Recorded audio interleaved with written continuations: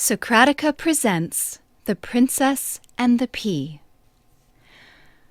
Once upon a time there was a prince who wanted to marry a princess.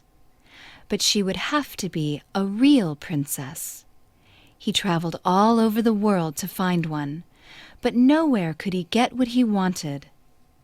There were princesses enough, but it was difficult to find out whether they were real ones.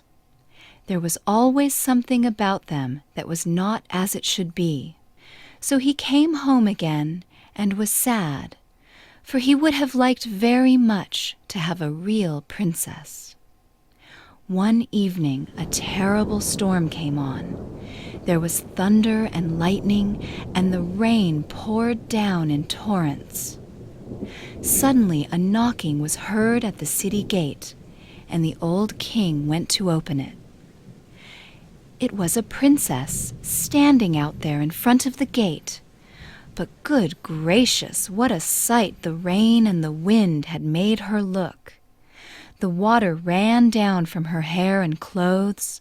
It ran down into the toes of her shoes and out again at the heels. And yet she said that she was a real princess. Well, we'll soon find that out, thought the old queen.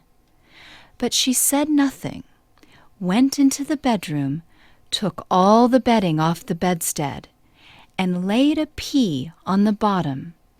Then she took 20 mattresses and laid them on the pea, and then 20 eider-down beds on top of the mattresses. On this the princess had to lie all night. In the morning she was asked how she had slept. "Oh, very badly," said she. "I have scarcely closed my eyes all night. Heaven only knows what was in the bed, but I was lying on something hard, so that I am black and blue all over my body. It's horrible."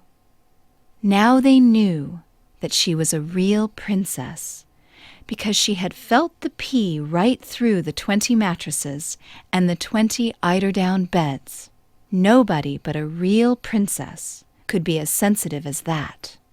So the prince took her for his wife, for now he knew that he had a real princess. And the pea was put in the museum, where it may still be seen, if no one has stolen it. There, that is a true story.